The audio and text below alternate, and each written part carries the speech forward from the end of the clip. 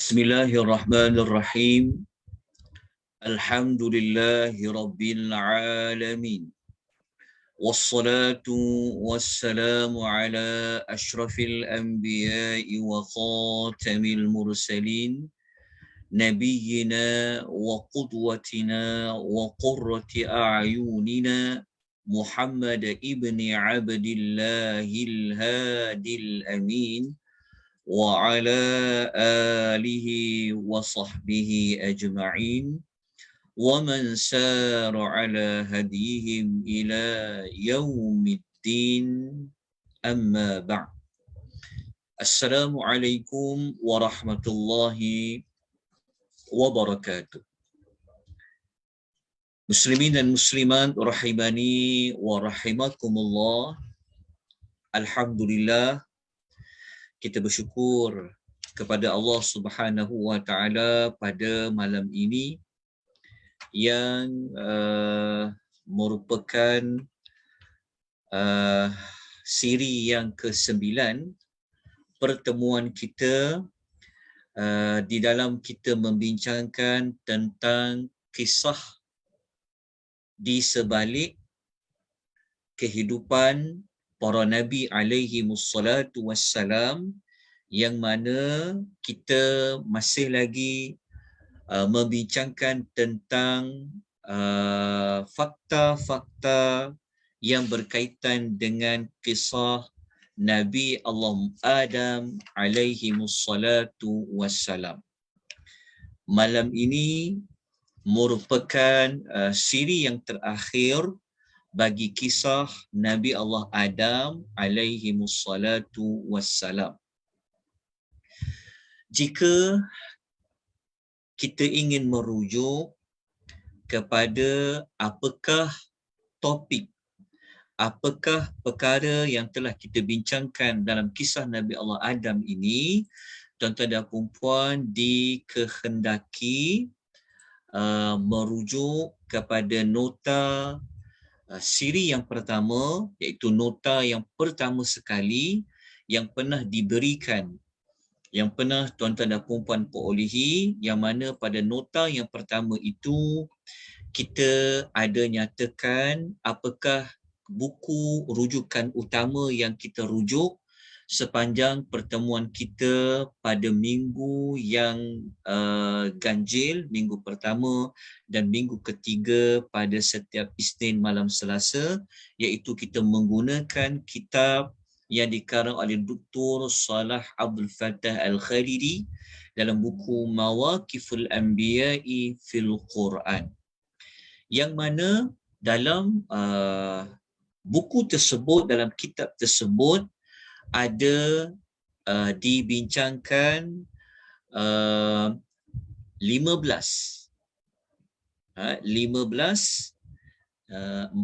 8, 12, 13, 14, maafkan saya, ada 14 para nabi alaihi mussalatu wassalam yang akan dibincangkan. Jadi kisah Nabi Allah Adam sampailah kepada siri ke-9 pada malam ini. Alhamdulillah, kita akan dapat membincangkan lebih kurang ada 20 kemuskilan. Tetapi dalam nota saya ada pecahkan menjadi 21. Okey, dalam kitab dia nyatakan 20, tetapi di dalam nota saya ada buat pecahan satu bahagian, jadi dia akan jadi isunya semuanya ada 21.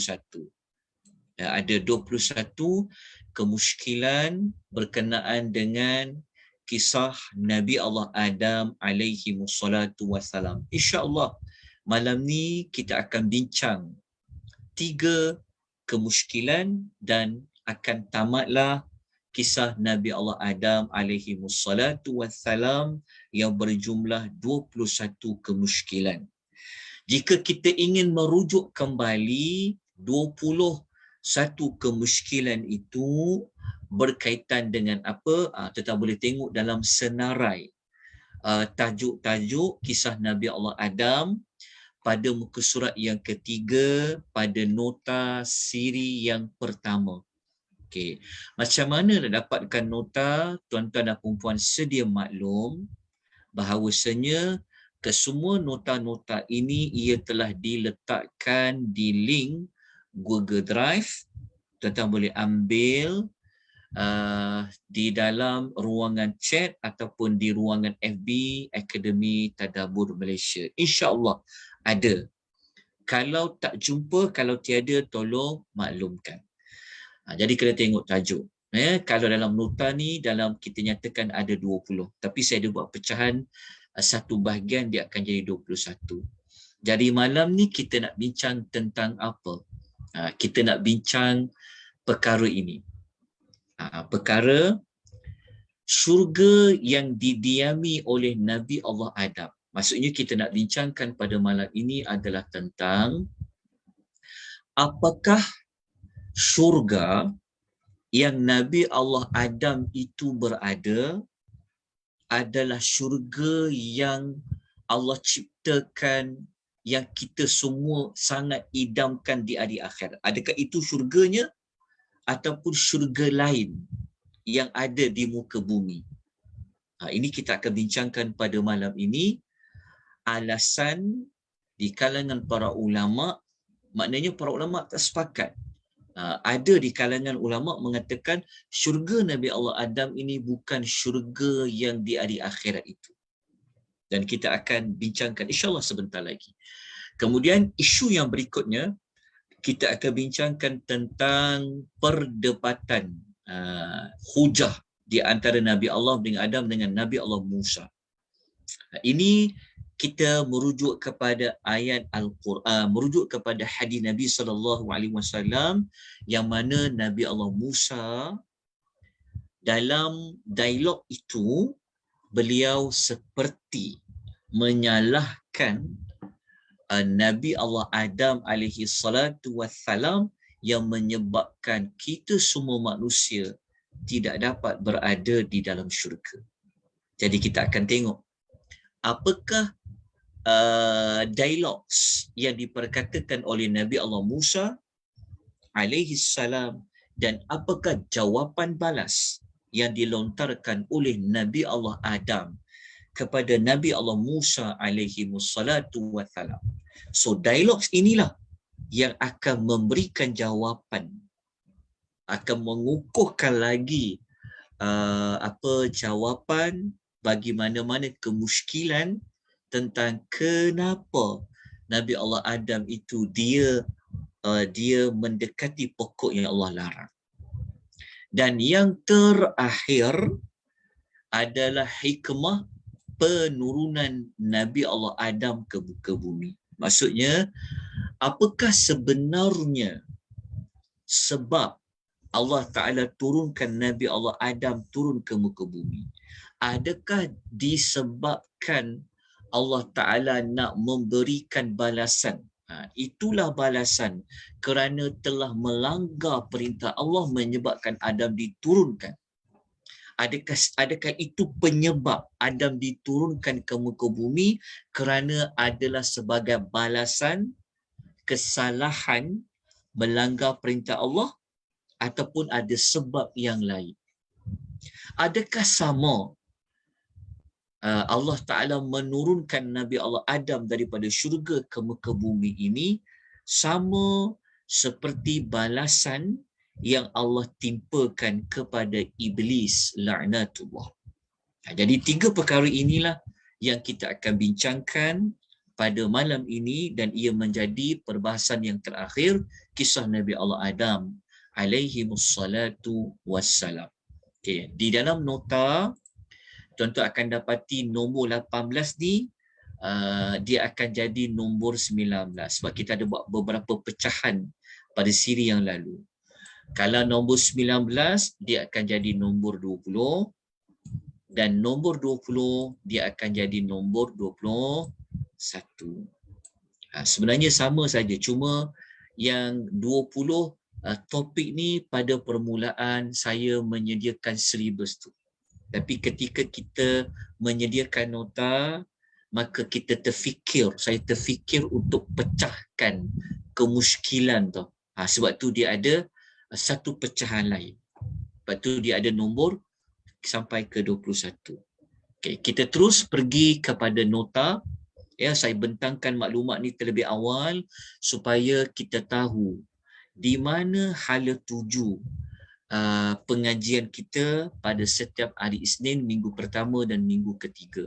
Sebab sebelum ni kita ada juga terlepas beberapa kelas, jadi saya perlu membuat pengulangan tajuk-tajuk tersebut. Jadi moga-moga tuan-tuan dan puan jelas, ya, tuan-tuan boleh ikuti perbincangan ini dengan baik, dengan teratur. Jika ada sebarang kemusykilan, tolong maklumkan kepada saya, sama ada secara verbal ataupun secara bertulis.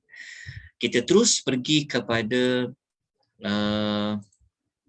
kisah Nabi Allah Adam mengikut nota PowerPoint yang saya bentangkan di hadapan tuan-tuan dan puan-puan. Jadi kita pergi kepada isu syurga yang dimasuki oleh Nabi Allah Adam ini. Adakah itu syurga yang kita semua akan pergi di hari akhirat nanti? Ini dibincangkan oleh para ulama. Sebab tu kita meletakkan tanda soal. Kenapa ada di kalangan ilmuwan, ada di kalangan sarjana yang mengatakan syurga yang Nabi Allah Adam Allah hidupkan itu dengan Hawa tu adalah bukan syurga yang sebenar-benarnya syurga di hari akhirat? Ada alasannya. Okay. Kita tengok apa alasan dia. Okay. Dan kita akan lihat nanti apa jawapan balas daripada Dr. Salah Abdul Fattah Al-Khalidi, hafizahullahu ta'ala alaih. Okay. Yang pertama, sebenarnya kalau kita merujuk di dalam Al-Quran, perkataan jannah, dalam nota tu saya telah warnakan dengan warna kuning. Terjemahan pun telah di-highlightkan dengan warna kuning. Kalau kita rujuk dalam Suratul Baqarah ayat 266, kita mendapati ada perkataan jannah di sini. Jannah. Biasanya kalau kita buka Al-Quran, kita baca banyak ayat Quran, kalau sebut jannah, mesti kita ingat syurga, betul kan? Okey. Tetapi sebenarnya perkataan jannah ini tidak semuanya merujuk kepada syurga yang ada di hari akhirat. Bukan semua perkataan jannah merujuk kepada syurga. Seperti mana ayat dalam Suratul Baqarah ayat 266.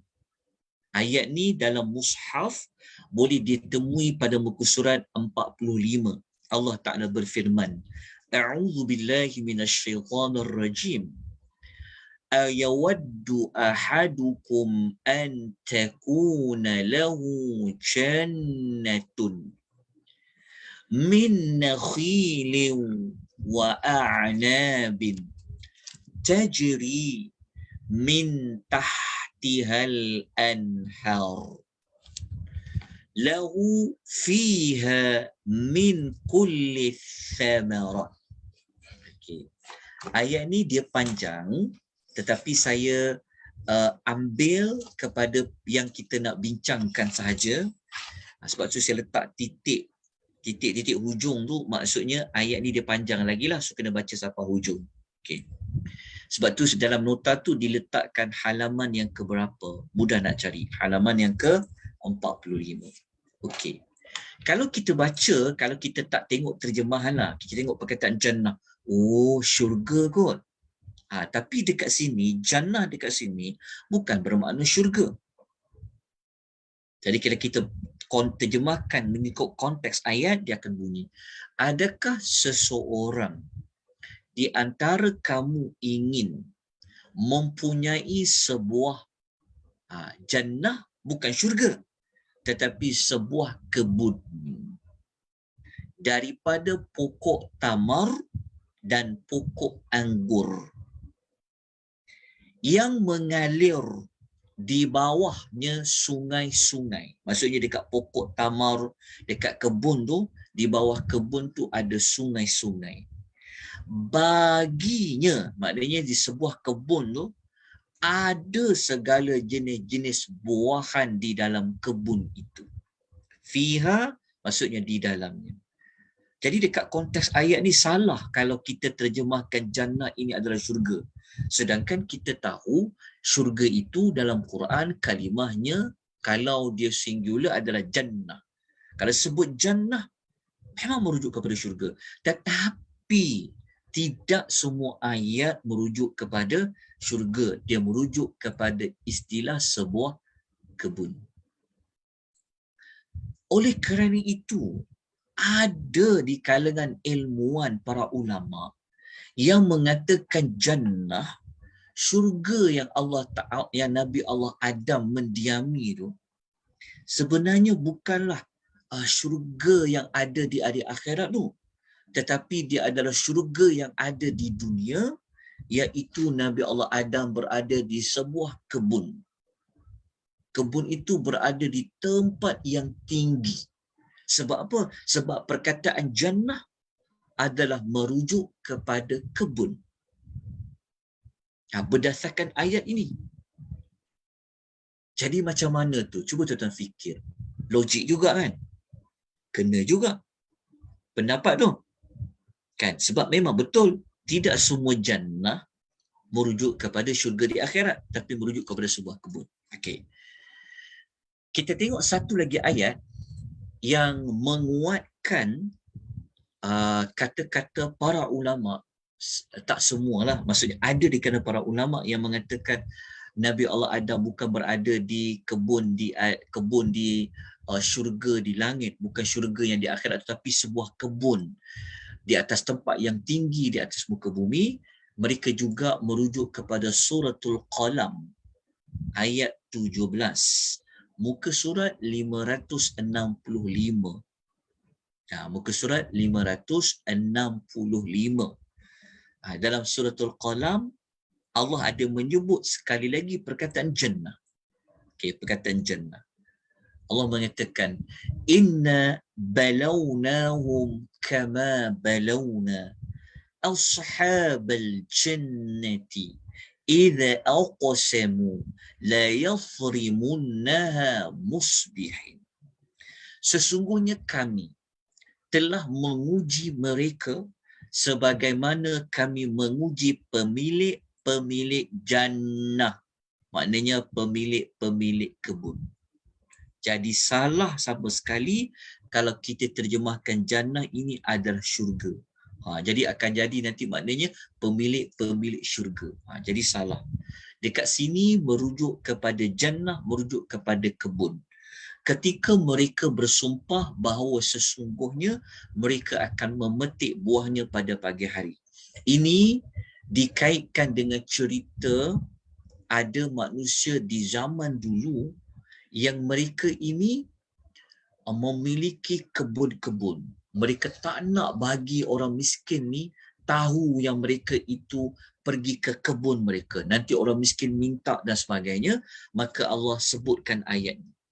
Jadi dekat ayat ni membuktikan bahawa betul, memang perkataan jannah dia merujuk kepada kebun yang ada semasa di dunia. Okey, itu pendapat yang menguatkan kata jannah itu merujuk sebuah kebun yang ada di muka bumi, bukan syurga yang hakiki yang kita sudah maklum. Okey. Kita tengok lagi hujahnya dan nanti kita akan buat jawapan balas dia. Okey. Para ulama yang berpendapat seperti ini, yang dia kata bukan syurga seperti di hari akhirat, mereka mengemukakan justifikasi yang lain. Okey. Justifikasi pertama, mereka mengatakan bahawa kalau syurga di hari akhirat tu, dia kata sepatutnya syurga tu bukan tempat nak diberikan tanggungjawab. Faham tak maksudnya? Maksudnya kan Nabi Allah Adam Dia berada dalam syurga. Dia dapat tanggungjawab apa? Apakah tanggungjawab yang Allah beri kepada Adam? Tanggungjawab ni dalam bahasa Arabnya dia panggil taklif. Taklif. Orang yang memegang tanggungjawab dipanggil mukallaf. Jadi kata para ulama, Nabi Allah Adam, dia mendapat tanggungjawab dari sudut dilarang mendekati sebatang pohon. Jadi benda yang dilarang-larang ni itu kan tanggungjawab. Jadi kalau sesuatu tanggungjawab, ia sebenarnya tak ada dalam syurga. Sebab syurga ni tempat dapat nikmat. Sebagai tempat jaza, sebagai tempat as-sawab, sebagai tempat dapat balasan. Syurga bukan tempat lagi kita kena solat. Itu contoh saya ulas lagi lah nak bagi faham lagi. Betul tak? Kalau kita baca, kita rasa, betul juga kan? Okey. Sebab tu kita namakan dia kemusykilan. Okey, yang kedua, kata para ulama, syurga adalah bukan tempat, syurga bukan tempat-tempat yang kotor, bukan tempat orang boleh buat tipu daya seperti mana yang dilakukan oleh iblis. Dan kita pun sudah maklum, iblis telah memperdayakan Nabi Allah Adam sampaikan iblis tu bersumpah dengan nama Allah lagi untuk memperdayakan Adam. Jadi kata para ulama, syurga ini tempat yang suci, tempat yang tak sepatutnya dalam syurga itu ada tempat ada tempat boleh melakukan perbohongan. Jadi para ulama yang berpendapat seperti ni kata iblis yang duduk memperdayakan Adam tu bukanlah syurga hakiki tu, tapi itu adalah suatu tempat yang berada di bumi. Okay. Justifikasi ketiga, mereka memberikan alasan yang ketiga, dia kata syurga ni bukan tempat orang buat maksiat. Maksudnya syurga ni bukan tempat orang melanggar perintah Allah seperti mana iblis melanggar perintah Allah, tak nak sujud. Adam pun melanggar perintah Allah dari sudut mendekati pokok tu. Jadi itu bukan syurga namanya. Sebab syurga bukan tempat orang nak buat dosa lagi. Bukanlah kita kata Adam tu buat dosa, tapi saya nak bagi faham lagi. Okey, maknanya bukan tempat orang nak melanggar perintah Allah. Dan alasan yang keempat, para ulama mengatakan bahawa syurga tu tempat tinggal yang selama-lamanya. Khalidina fiha kan, abada. Syurga bukan tempat kita akan duduk sekejap lepas tu kita keluar. Syurga tempat tinggal selama-lamanya. Jadi Adam kena keluar dari syurga menunjukkan bahawa bukan syurga hakiki yang Adam duduk tu. Sebab kalau itu syurga hakiki, tentulah Nabi Allah Adam tak keluar dari syurga tu. Okey, ini 4 alasan. So nak jawab macam mana? Kuat juga pendapat ni sebenarnya. Okey.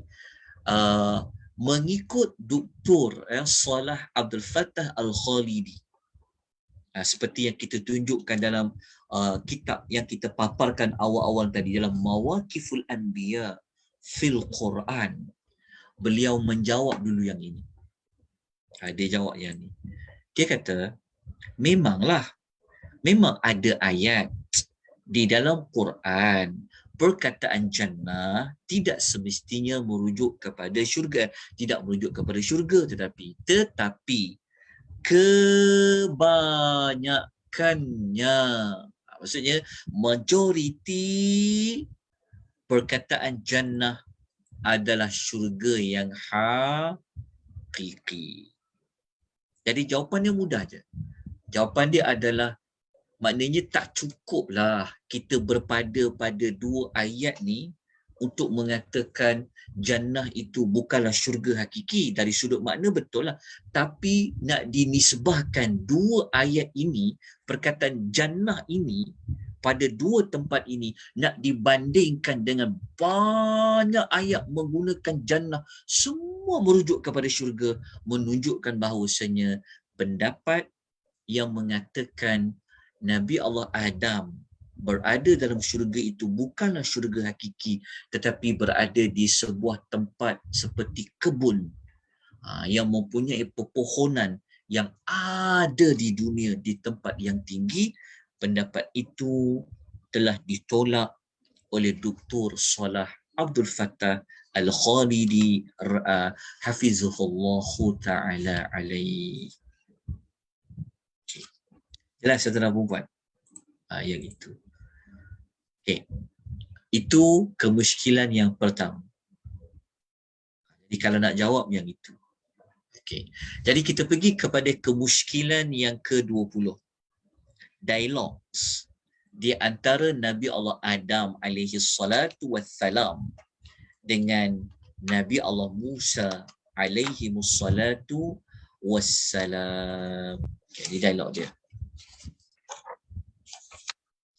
Okay, dialog dia. Okay. Dialog ini, okay, dalam nota saya hanya menukilkan satu saja hadis.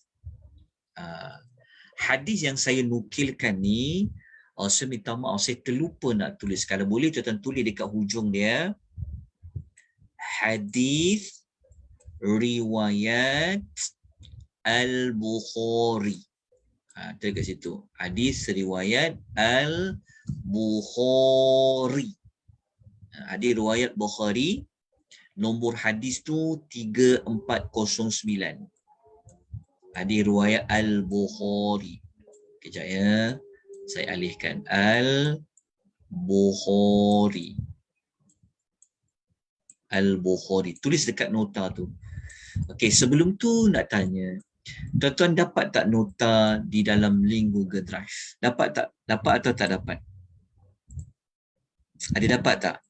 Dapat Ustaz. Dapat. Okey, alhamdulillah. Okey, catat ya. Okey, hadis ni juga adalah hadis riwayat Muslim juga ya. Hadis riwayat Muslim. Saya minta maaf banyak-banyak sebab saya tertinggal. Hadis riwayat Muslim. Okey. Hadis ini nombor dia 2652. 2652. Hadis riwayat Muslim. Jadi kalau ada sesiapa yang bertanya ataupun dia mengkritik tentang hadis ini, kita kata hadis ini adalah hadis yang sahih. Kerana dia adalah riwayat Al-Bukhari. Nombor hadis dalam riwayat Bukhari itu 3409. Hadis ini juga riwayat Muslim 2652. Okey. Sabda Nabi sallallahu alaihi wasallam, ya, Adam alaihi wassalatu wassalam telah berdebat, telah berhujah dengan Nabi Musa alaihi wassalatu wassalam. Telah berdebat dengan Musa alaihi wassalatu wassalam. Okey, ini hadis ini. Okay, sebelum kita baca hadis ni, saya minta tuan-tuan dan puan-puan salin hadis lain. Hadis lain ni mudah je. Dia ada persamaan dengan hadis ni, tapi ini hadis riwayat, bukan riwayat Bukhari Muslim, tapi riwayat lain. Iaitu seperti mana riwayat Abu Dawud. Tulis kat atas tu tulis. Hadis, kalau kita baca hadis riwayat Abu Dawud, dia ada beberapa info lain yang tak ada pada hadis yang dalam nota ni. Jadi dalam hadis riwayat Abu Dawud, okey, riwayat Abu Dawud, nombor hadis tu adalah 4720. Tulis 4702, maafkan saya. 4702. Hadis riwayat Abu Dawud. Okey. Juga riwayat Imam Malik. Riwayat Malik dalam Al-Muwatta. Semua orang tahu tentang perawi namanya Imam Malik. Hadis riwayat Imam Malik dalam Al-Muwatta nombor dia tulis 2 nisbah dia 898 2898. Ini penomboran dia dalam Muwatta Imam Malik. Tulis dulu tuan-tuan. Supaya setiap kali kita belajar, kita kena ada sandaran dia. Ya, ada sandaran. Tuan-tuan tak perlu berpegang kepada apa yang saya sampaikan, tapi tuan-tuan berpegang kepada sandaran yang ada rujukan dari ayat Quran dan hadis Nabi sallallahu alaihi wasallam. Okey. Dalam hadis riwayat Abu Dawud ataupun dalam riwayat Imam Malik dalam Muwatta, okey. Nabi Musa alaihi salatu wassalam dia telah berkata kepada Allah Subhanahu wa taala. Nabi Musa dia telah berkata kepada Allah. Bukan hadis yang saya paparkan di nota ni, tapi hadis lain. Hadis riwayat yang saya sebut ni, riwayat Abu Dawud dengan riwayat Imam Malik. Okey. Nabi Musa dia berkata kepada Allah Azza wa Jalla, dia kata ya Rabbi. Dia kata wahai Tuhanku, dia kata. Nabi Musa dia seperti mengadu kepada Allah. Dia kata wahai Tuhanku, dia kata. Abuna, dia kata bapa kami Adam, bapa kami Adam telah mengeluarkan kami dan telah mengeluarkan dirinya daripada syurga. Okey. Nabi Allah Musa dia berkata kepada Allah, dia kata wahai Rabbku, dia kata bapa kami Adam. Nabi Allah Musa memperakui bahawa Adam tu juga adalah bapa dia, bapa manusia lah. Yang Nabi Musa kata bapa kami Adam telah mengeluarkan kami dan diri dia sendiri daripada syurga. Okey. Selepas Nabi Musa memperkatakan seperti itu, apa yang Allah buat? Dalam hadis itu menyebutkan apa yang Allah buat, fa'arahu Allahu Adam, maka Allah Subhanahu wa taala mempertemukanlah Nabi Allah Musa dengan Nabi Allah Adam alaihi wassalatu wassalam. Okey, sebab Nabi Musa dia mengadu tentang Nabi Adam yang telah menyebabkan semua manusia keluar dari syurga. Jadi Allah pun temukanlah Nabi Musa dengan Nabi Allah Adam alaihi salatu wassalam. Lalu Nabi Musa alaihi salam pun bertanya. Dia kata anta Adam? Dia kata engkau ke Adam? Adam menjawab apa? Nabi Allah Adam menjawab na'am. Ya. Dia kata sayalah Adam. Okey. Lepas tu Nabi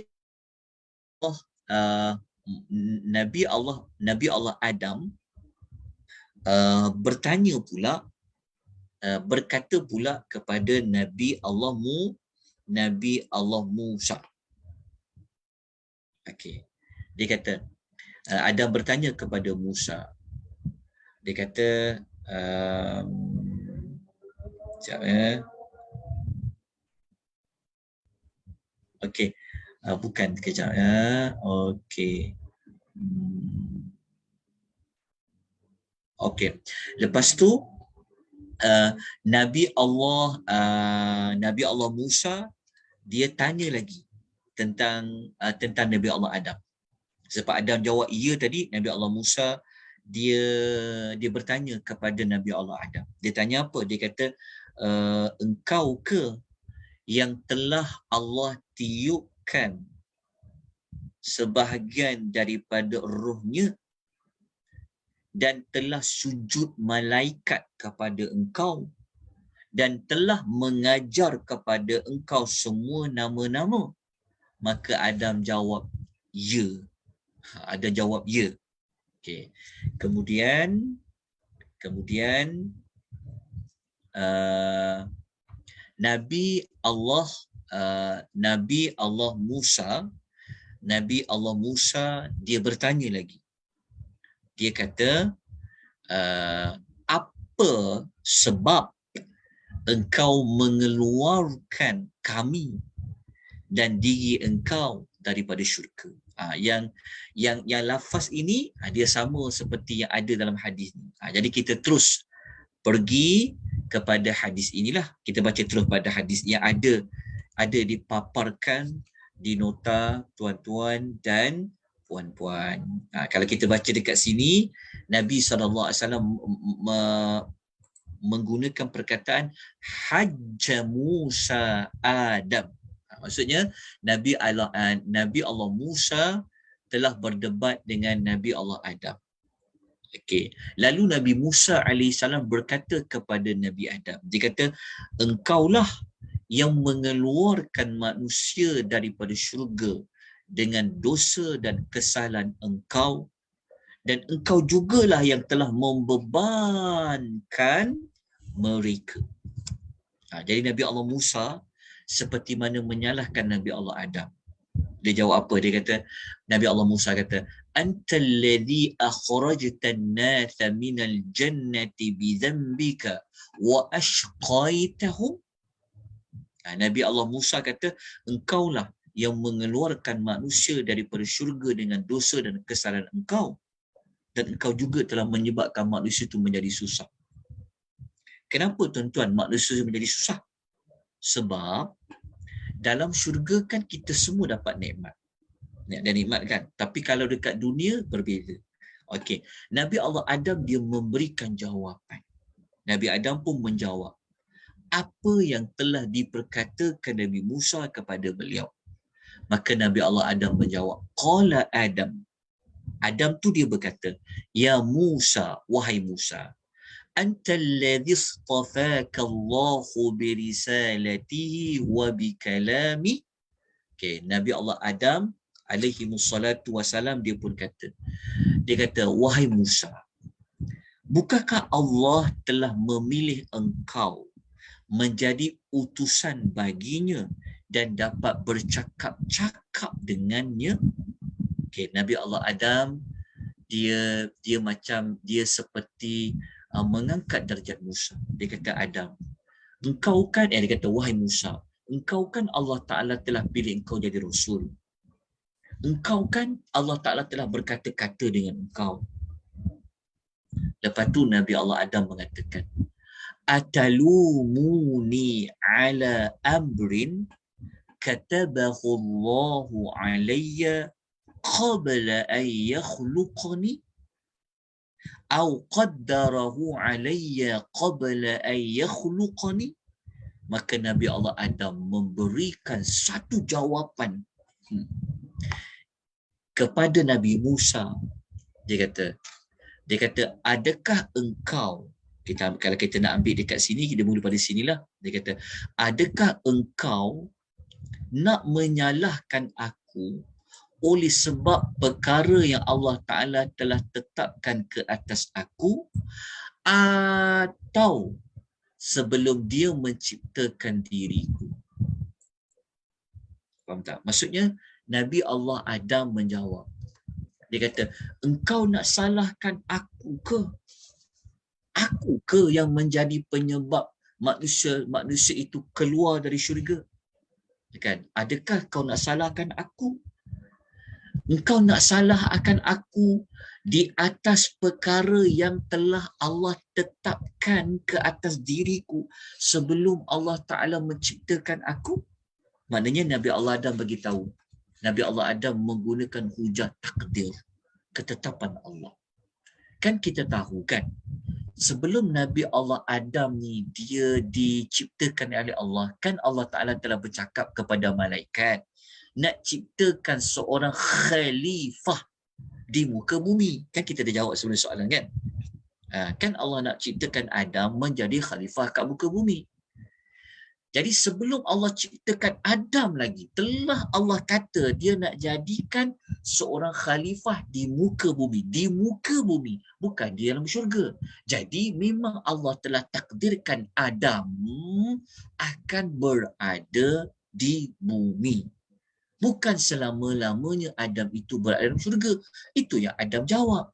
Dia kata, kau nak tuduh aku ke, kan, di atas takdir yang telah Allah tetapkan ke atas aku sebelum dia menciptakan diriku. Kemudian apa jawab Nabi SAW? Agak-agak hujah siapa yang menang? Nabi SAW mengatakan, fahajja Adamu Musa. Di sini jawapan dia. Maka jawapan Nabi SAW, Nabi kata, maka Adam telah berjaya. Jangan saya padam, singit sikit tulisnya. Maka Adam telah berjaya mengatasi Musa alaihi salam dengan hujahnya. Maka sesiapa yang dia menggunakan hujah Nabi Allah Musa, maka jawapan Nabi Allah Musa tadi telah ditolak dengan hujah Nabi Allah Adam, yang hujahnya sebenarnya memang Allah Ta'ala yang telah takdirkan. Allah Ta'ala yang telah buat satu penetapan bahawa memang Adam ni dia akan turun, dia akan berada di muka bumi. Maknanya bukan salah Adam lah. Bukanlah Nabi Allah Adam yang perlu dipersalahkan kerana dia telah menyebabkan semua manusia berada di bumi. Sebenarnya ia sudah menjadi ketetapan Allah Subhanahu wa ta'ala.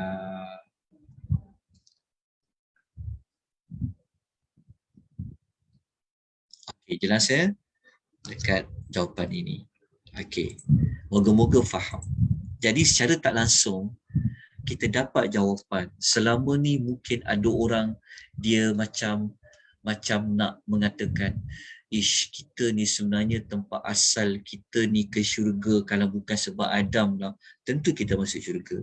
Maka kenyataan seperti itu mungkin kita boleh perhalusi lagi, ya, sebenarnya. Okay. Jadi kita terus pergi kepada isu yang terakhir sekali, kemuskilan yang terakhir, iaitu penurunan Nabi Allah Adam alaihi salam ke muka bumi. Adakah sebagai balasan kerana mendekati pokok yang dilarang? Faham tak maksudnya? Maksudnya adakah kerana Allah Ta'ala marah kepada Adam, oleh kerana itulah Adam dihalau keluar daripada syurga, Adam dihantar ke muka bumi. Tadi kita dah dapat jawapan dah sikit sebanyak kan, daripada isu yang ke-20 tadi. Tetapi kita lihat, betul ke Adam diturunkan sebagai tanda Allah Ta'ala murka kepada Adam? Itulah balasan dia apabila langgar perintah Allah turun daripada syurga. Adakah itu sebenar-benarnya tujuan dia? Tanda soal, kemuskilan. Okay. Dia mudah je nak faham. Pertama, dalam nota saya telah nukilkan beberapa ayat yang menyebutkan tentang Nabi Allah Adam alaihi salam dikeluarkan oleh Allah daripada syurga, dibawa turun oleh Allah daripada syurga ke muka bumi. Okey, contoh ayat itu tuan-tuan boleh lihat pada suratul Baqarah ayat nombor 36.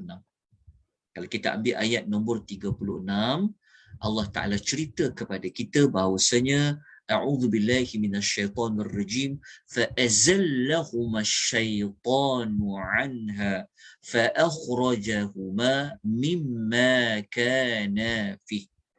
Lalu syaitan menggelincirkan, iaitu memperdayakan mereka berdua dari syurga itu sehingga menyebabkan apa? Mereka ini fa'akhrajahuma, mereka dikeluarkan daripada mendapat nikmat syurga. Jadi memang tak dinafikan. Tak ada siapa boleh menafikan bahawasanya memang Nabi Allah Adam dan Hawa telah diturunkan, dikeluarkan oleh Allah daripada syurga ke muka bumi. Tak ada siapa boleh menafikan. Kenapa? Kerana ayat-ayat Al-Quran jelas menyebut tentang isu itu. Contohnya pada ayat ni lah. Jelas. Saya telah warnakan dengan warna kuning pada terjemahan ayat dia. Lepas tu Allah Ta'ala bagi tahu kepada Nabi Allah Adam, Hawa dan juga kepada syaitan. Jadi Allah memberitahu apa? Wa qulna bitu ba'dukum li ba'din adu. Allah Ta'ala berfirman, turunlah kamu. Kamu ni maksudnya Adam, Hawa dan Iblis daripada syurga. Allah kata, sebahagian daripada kamu menjadi musuh kepada sebahagian yang lain, dan bagi kamu semua apa? Walakum fil ardi mustaqarru wa mata'un ila hin. Dan bagi kamu semua disediakan tempat di bumi serta mendapat kesenangan sampai pada satu waktu. Jadi ayat ni jelas menunjukkan bahawa memang Nabi Allah Adam, Allah keluarkan dia dengan Hawa daripada syurga. Begitu juga kalau tuan-tuan rujuk dalam suratul Al-A'raf ayat 24 sampai 25. Kita jumpa pada perkataan qalah bitu ba'dukum li ba'din. Cerita tentang turunlah kamu, maknanya kalian semua. Maksudnya dikeluarkan daripada syurga. Lepas tu Allah Ta'ala bagi tahu kepada Nabi Allah Adam bahawasanya Allah bagi tahu qala fiha tahyawna wa fiha tamutuna wa minha tukhrajun. Allah kata turunlah ke muka bumi. Dekat bumi tu kamu akan hidup dekat situ. Kat situ juga kamu akan mati. Dekat situ juga nanti kamu akan dikeluarkan daripada kubur untuk dibangkitkan. Jadi terang dan jelas bahawa Nabi Allah Adam tu diturunkan daripada syurga. Begitu juga kalau kita rujuk dalam surah Taha ayat 116 sampai ayat 123. Dekat dalam nota telah pun dinyatakan terjemahan ayat dengan terjemahan. Tapi surah Taha ni dia ada maklumat yang lebih terperinci. Apa perbezaan kalau Adam berada dalam syurga? Maksudnya apa situasi kalau Nabi Allah Adam berada dalam syurga dengan berada di muka bumi? Jadi secara tak langsung kita dapat belajar bahawa memang muka bumi ni, hidup dekat muka bumi ni, hidup dekat dunia ni dia tak sama macam syurga. Jadi Allah mengatakan, wa il qulna lil malaikati isjudu li adama fasajadu illa iblis aba.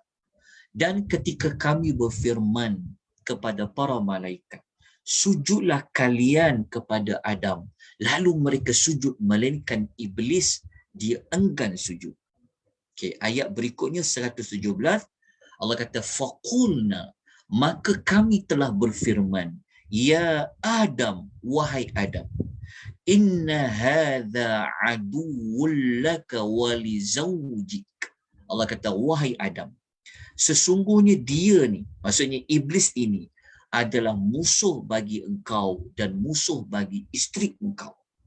Fala yukhrijannakuma minal jannati fatashqa. Maka janganlah iblis ini menyebabkan korang berdua keluar dari syurga ini, kerana dengan demikian engkau akan menderita. Dekat sini kita dapat perbezaannya kehidupan dalam syurga dengan kehidupan di muka bumi. Jadi Allah pesan awal-awal, fala yukhrijannakuma, Jangan sebab dia ni, iaitu iblis, mengeluarkan korang berdua daripada syurga. Kalau korang berdua keluar dari syurga, fatashqa, kamu akan menderita. Maknanya kamu akan jadi susah. Kamu akan dapat kepayahan apabila kamu berada dikeluarkan daripada syurga. Okey, dapat dulu maklumat ni. Daripada sinilah juga yang kita rujuk dialog Nabi Musa tu. Kan Nabi Musa cakap, engkaukah yang telah mengeluarkan kami, kan, dan dirimu daripada syurga dan telah menyusahkan, membebankan manusia-manusia. Ialah sebab dekat dunia ni penuh dengan bebanan, penuh dengan ujian, kan. Tak sama seperti dalam syurga. Okey, kita baca ayat nombor 119. Allah memberitahu nikmat dalam syurga tu apa? Inna laka alla taju'a fiha wala ta'ra. Sesungguhnya telah dikurniakan pelbagai nikmat bagimu, bahawa engkau takkan lapar dalam syurga itu dan tidak akan bertelanjang. Maknanya berpakaianlah. Jadi Allah bagi tahu dalam syurga ni Adam, engkau takkan lapar. Berbeza dengan dunia, kan. Kita asyik lapar je.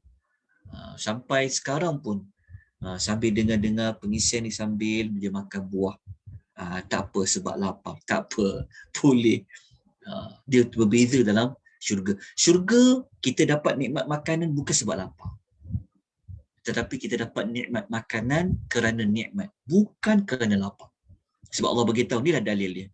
So kalau orang kata, kalau nak gunakan dalil ayat Quran yang kata dalam syurga kita diberi nikmat dapat makan daging, dapat makan buah dan sebagainya, bukan kerana kita lapar. Dalam syurga dia tidak ada lapar. Dalam syurga diberi makan dan minum adalah sebagai nikmat. Lepas tu Allah mengatakan, wa annaka la tadhma'u fiha wa la tadhha. Dan sesungguhnya engkau juga tidak akan dahaga dalam syurga dan tidak akan berasa panasnya matahari. Dalam syurga kita diberi minum air sungai, ada air madu, ada air susu, ada air khamar. Bukan kerana haus tak, tetapi kerana nikmat. Lepas tu ayat nombor 120, Allah pun cerita akhirnya syaitan buat apa kepada Adam. Ayat 120 ni kita dah bincang dah sebelum ni. Akhirnya syaitan buat apa? Fawaswatha ilaihi syaitan. Maka syaitan pun mewaswaskan kepada Adam. Dan berkali-kali dia waswas. Dan akhirnya jadi apa kepada Adam dan Hawa? Fa'akala minha fabadat lahuma. Sampailah hujunglah. Sampai ayat nombor 121 pun telah kita bincangkan sebelum ini, sehingga terdedahlah aurat Nabi Allah Adam alaihi mussalatu wassalam. Lepas berlaku ayat 121 tu, Nabi Allah Adam buat apa? Summashtabahu rabbuhu fataba alaihi wa hada. Kemudian Rabbnya memilih. Memilih dekat sini maksudnya Nabi Allah Adam, dia telah mendapat beberapa kalimah iaitu doa nak istighfar, itulah doa yang Rabbana zalamna anfusana wa illam taghfir lana wa tarhamna lanakunanna minal khasirin. Itulah yang Allah telah pilih daripada ucapan Adam. Lepas tu Allah kata apa? Fataba alai. Allah Ta'ala telah menerima taubatnya, wahada, dan Allah memberi hidayah petunjuk kepadanya. Sampailah ayat nombor 123. Ayat 123 ni barulah Allah Ta'ala menyebut tentang apa? Lepas Adam bertaubat tu, lepas Allah terima taubat Adam, Allah kata qala bitta minha jami'a ba'dukum li ba'din adu. Allah kata turunlah kamu berdua daripada syurga itu bersama-sama dalam keadaan sebahagian kamu menjadi musuh bagi sebahagian yang lain. Okey, menjadi turunlah. Okey. Berdasarkan ayat-ayat ini, kalau kita baca kan, Kalau kita baca, Adam diturunkan dari syurga selepas peristiwa apa? Adam turun dari syurga mesti selepas peristiwa apa? Selepas peristiwa Adam mendekati sebatang pokok yang Allah larang memakan buah dia. Betul tak? Kan kita jumpa ayat contohnya dalam surah Taha ni. Kalau kita tengok dulu ayat 120, syaitan mewaswaskan Adam, akhirnya Adam pun terpedaya dengan syaitan. Lepas tu ayat 1, 2, 3 baru Nabi Allah Adam dikeluarkan dan Hawa daripada syurga. Jadi kalau kita ikut susunan ayat peristiwa, tentu kita akan kata, kalau kita tak perhalusi, mesti kita akan kata Nabi Allah Adam keluar kerana balasan dia melanggar pokok tu. Betul kan? Kalau kita baca ayat memang macam tu cerita dia. Okey, tetapi kalau kita perhalusi lagi, sebenarnya bukan sebab balasan dia mendekati pokok tu. Bukanlah kita nak kata kerana kesalahan Adam itulah Adam itu diturunkan muka bumi. Macam mana kita kata yang bukan Allah marah kepada Adam, sebab itu Adam ni diberikan hukuman, dia perlu turun ke muka bumi? Bukan.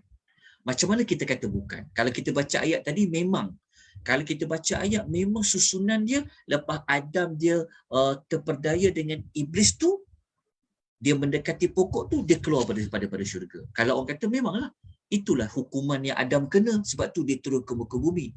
Tapi kalau kita perhalusi, kita tertinggal, kita terlepas satu maklumat.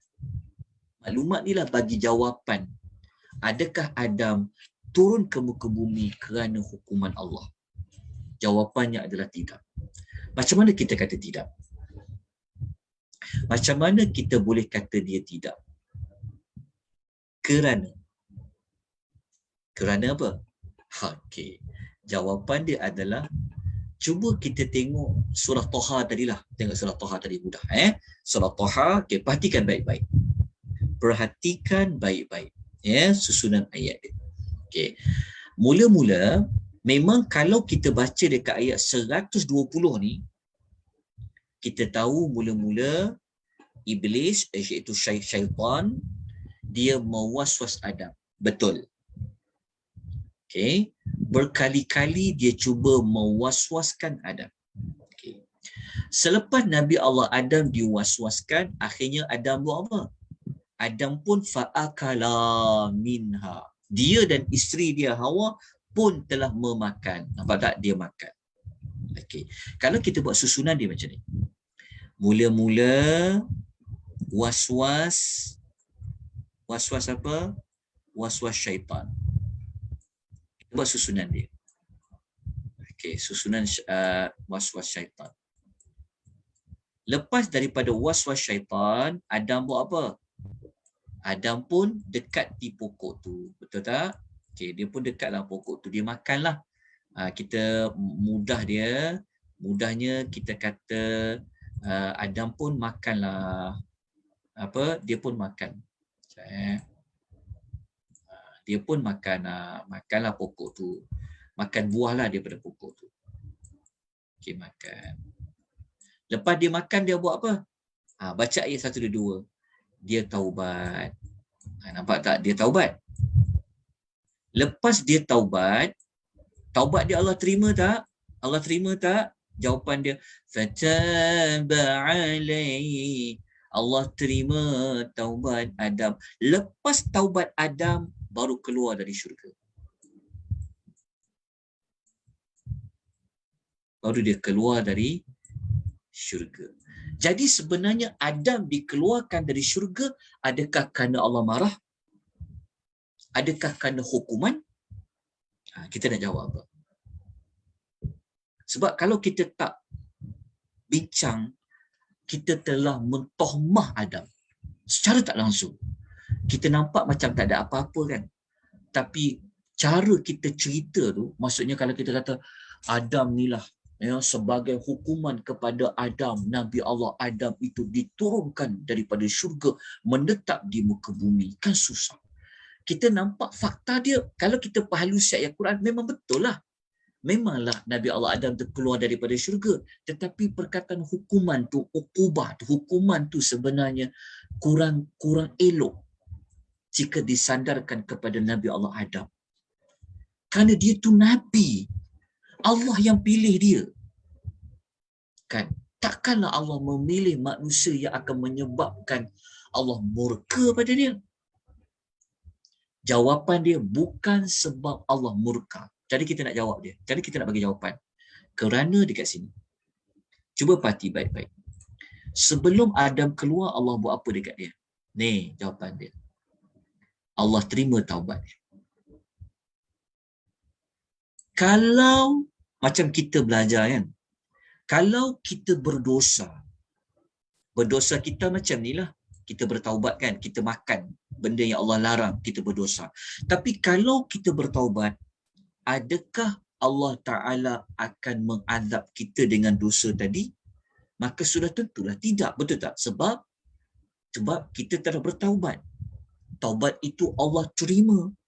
Jadi kalau Allah telah menerima taubat Nabi Allah Adam, bermakna Nabi Allah Adam dia keluar daripada syurga bukan kerana hukuman, tetapi kerana hikmah yang telah Allah tetapkan pada tujuan penciptaan Adam sebenarnya adalah untuk jadi khalifah dekat muka bumi.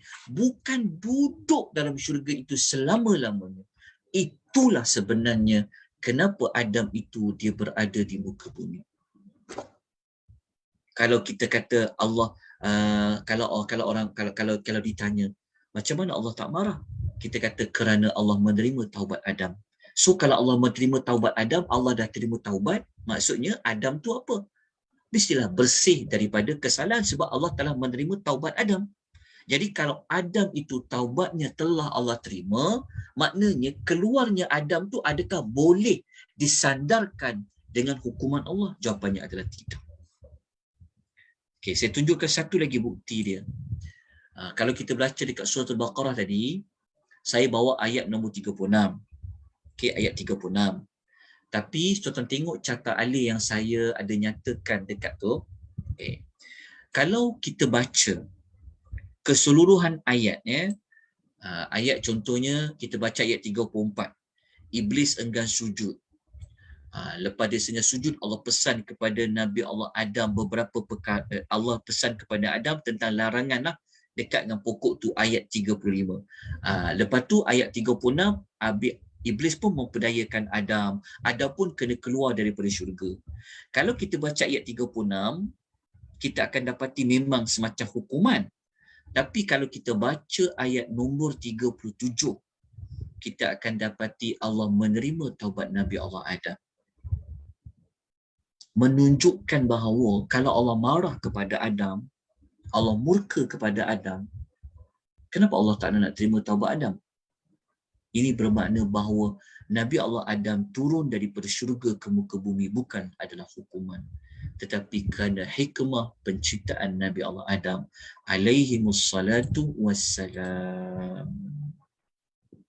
Alhamdulillah, tamatlah 21 kemusykilan tentang kisah Nabi Allah Adam alaihimussalatu wassalam. Kenapa kita perlu nak belajar bab ni? Kerana niat murni kita adalah kerana ingin mempertahankan keismahan, iaitu kemaksuman para Nabi dan Rasul. Kalau kita kan tahu para Nabi ni maksum, tapi kalau kita baca cerita macam, muskilnya aku, kan kalau kita baca ayat macam Adam langgar, Adam diturunkan daripada syurga, tapi kalau kita bincang-bincang perhalusi, rupa-rupanya tak. Maknanya Nabi Allah Adam ni adalah manusia yang maksum sebenarnya. Dia terpelihara daripada melakukan dosa. Jadi kita telah bahas sebelum ni beberapa perkara lah, kena rujuk balik kepada nota-nota yang lalu. 21 kemusykilan. Jadi kalau ada siapa-siapa selepas ini, ya, kalau ada mana-mana buku yang kita baca macam fakta tu seperti menjatuhkan maruah Nabi Allah Adam, sedangkan dia adalah Nabi yang Allah pilih sendiri, kan, sedangkan para Nabi ni maksum, maka kita kena jawab tulisan itu. Kalau dia dalam bentuk verbal, dia berkata-kata, kita kena kritik kata-kata itu dengan mendatangkan semua jawapan-jawapan ni. Kenapa?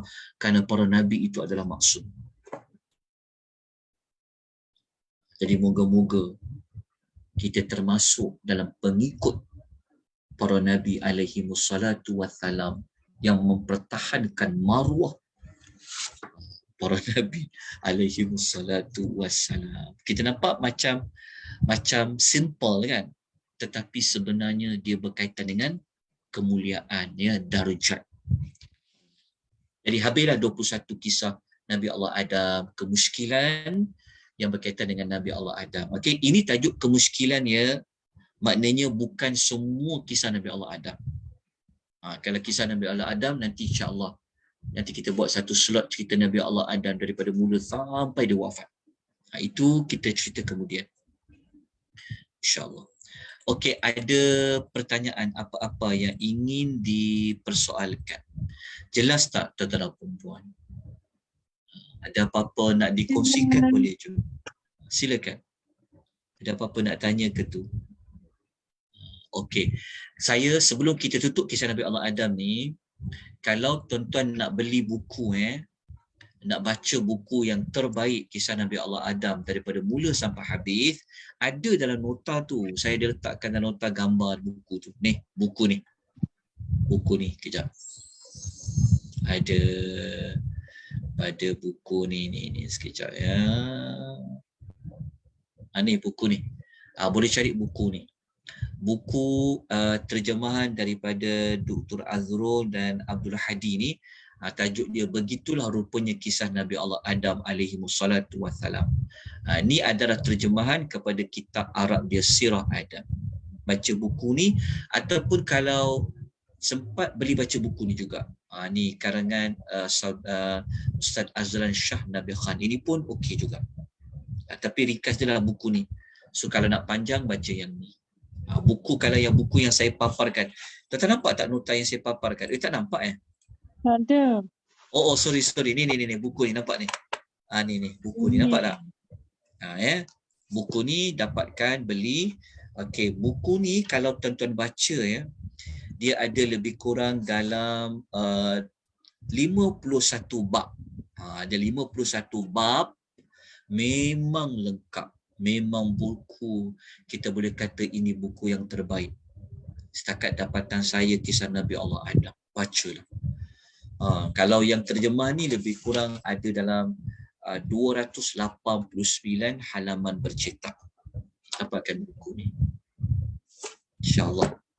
Nanti kita sambung lagi pada minggu hadapan dengan kisah Nabi yang kedua, kisah Nabi Allah Nuh alaihi wassalatu wassalam pada siri yang ke-10.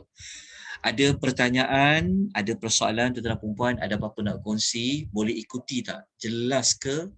Ataupun berat sangat nak faham ke? Ataupun bagaimana? Boleh berikan komentar.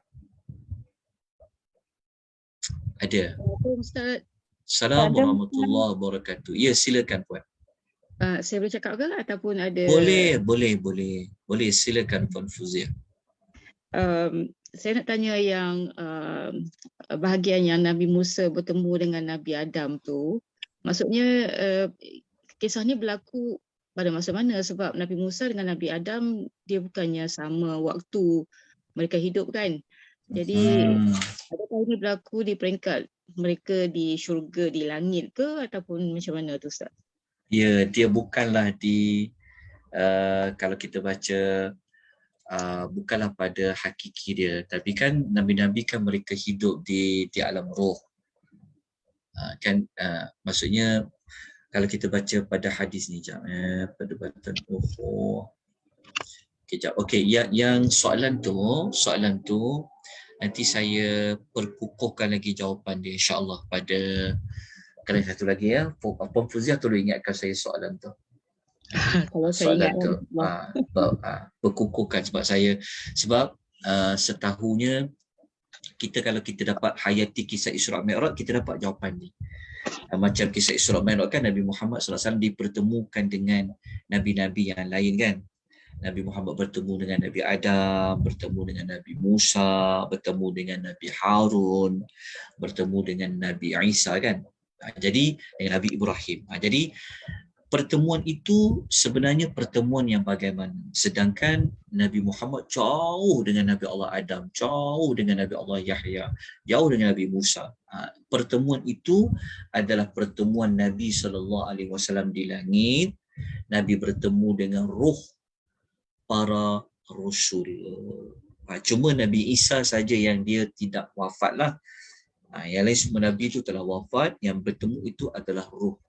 Sebab tu kalau kita belajar kehidupan para Nabi, mereka di alam kubur ni, mereka tidak sama seperti kehidupan manusia yang biasa. Sebab itu kehidupan roh para Nabi ni, mereka pertama di alam kubur, mereka memang tidak, jasad mereka kekal, tidak dimakan sedikit pun oleh tanah. Bahkan mereka ada kehidupan mereka tersendiri di dalam kubur itulah. Bukan bermakna Nabi-Nabi ni masih hidup, tak. Mereka dah wafat dah. Tapi pertemuan itu pertemuan di alam roh. Dia berlaku di alam roh. Allahu'alam, tak apa. Nanti kita kukuhkan lagi pada minggu yang akan datang. Baik, ada pertanyaan lain? Silakan. Ada nak kongsi apa-apa? Ustaz, buku yang Ustaz tunjuk tadi tu yang sebelah kanan tu dalam bahasa Arab ya? Ya, kalau yang ini yang tulis Sirah Nabawiyah ni dalam bahasa Arab. Dr. Salah Abdul Fattah Al-Khalidi. Yang ini terjemahan dia. Terjemahan dia. Ada tak yang terjemahan dia ni? Terjemahan ni ada beli tak? Tak, belum lagi. Saya ada tanya kepada Dr. Azrul setahun lepas lah, katanya dalam cetakan, tapi saya tak pasti sama ada sudah selesai dicetak ataupun belum. Tapi bacalah buku ni, Masya Allah. Sangat baik. Sebab dia membawa kita kepada mengenal diri kita. Okay. Mudah nak faham tu, Ustaz. Apa? Mudah nak faham tu. Kadang-kadang kita baca ni nak faham satu-satu tu susah sikit. InsyaAllah, insyaAllah. Dia kalau kita tak faham sekali, kena baca 2 kali lah. Tapi kalau tak faham juga, kena bertanya lah. Kena bertanya apa maksud pada cerita tersebut. InsyaAllah nanti saya nak aturkan satu ruang untuk kita belajar kisah Nabi Allah Adam secara keseluruhannya. Okay. Ada pertanyaan lain?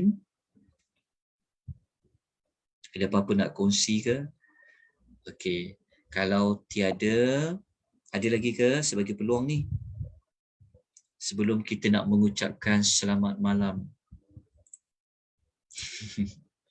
Ada. Okey, boleh ikuti ya, insya-Allah. Kalau saya ulang, kalau saya sebut terlalu kurang jelas, tolong tegur saya, ya.